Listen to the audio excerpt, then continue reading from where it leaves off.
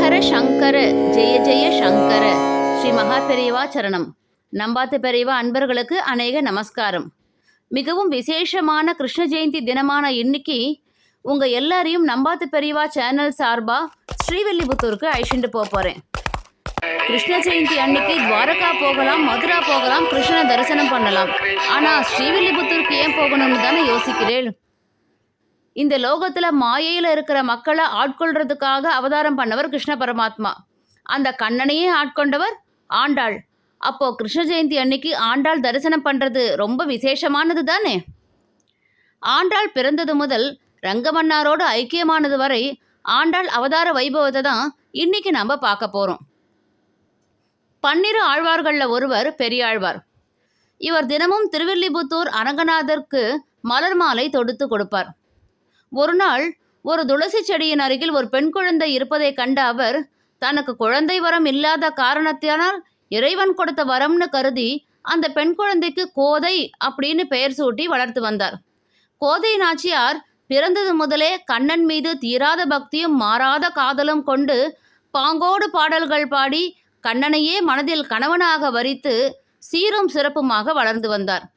தினமும் தனது தந்தை பெரியாழ்வார் கண்ணனுக்கு தொடுத்த மாலையை அவருக்கு தெரியாமல் தான் அணிந்து கண்ணாடியில் பார்த்து கண்ணனுக்கு ஏற்றவளாக இருக்கிறோமா என்று மகிழ்வார். ஒரு நாள் இதை அறிந்து கொண்ட பெரியாழ்வார் கோதையை மிகவும் கடிந்து கொண்டு அவள் சூடிய மாலையை தவிர்த்துவிட்டு வேறொரு மாலையை கண்ணனுக்கு அணிவித்தார்.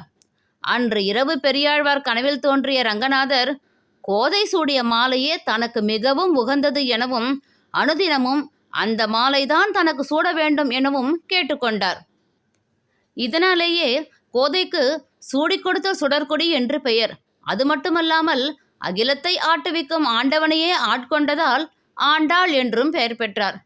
ஆண்டாள் திருமண வயதை அடைந்த போது தனக்கு செய்யப்பட்ட திருமண ஏற்பாடுகள் அனைத்தையும் மறுத்து அரங்கனை தவிர வேறு எவரையும் மணமுடிக்க மாட்டேன் என்று பிடிவாதமாக இருந்தாள்.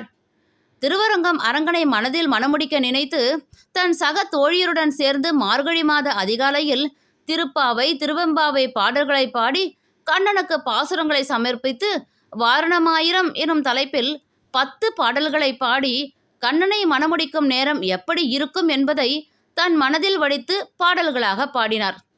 என்ன செய்வதென்று தெரியாது கவலையில் இருந்த பெரியாழ்வாரின் கனவில் தோன்றிய எம்பெருமான் கோதையை மணப்பெண் அலங்காரத்தில் திருவரங்கம் அழைத்து வர உத்தரவிட அதன்படி ஆண்டாளை திருவரங்கம் கோவிலுக்கு குறித்த நாளன்று அழைத்துச் சென்றார் பெரியாழ்வார். கோவில் கருவறைக்குள் சென்ற ஆண்டாள் இறைவனோடு இரண்டர கலந்தாள். வைணவ ஆழ்வார்கள் 12 பேரில் ஒரே ஒரு பெண்ணாழ்வார் என்ற பெருமையும் ஆண்டாளுக்கு உண்டு. அது மட்டுமல்லாமல் கோதை நாச்சியார் எனும் ஆண்டாள் பூமி பிராட்டியின் அவதாரமாக கருதப்படுகிறார். ஆண்டவனையே ஆட்கொண்ட ஆண்டாள் அவதார பெருமையை ஸ்ரீ கிருஷ்ண ஜெயந்தி ஜென்மாஷ்டமி நன்னாளில் தெரிந்து கொள்வதும் ஆண்டாளை தரிசனம் பண்ணதும் மிகவும் உகந்த ஒரு சிறப்பான வைபவம். சர்வம் கிருஷ்ணார்ப்பணம். ஹரே கிருஷ்ணா.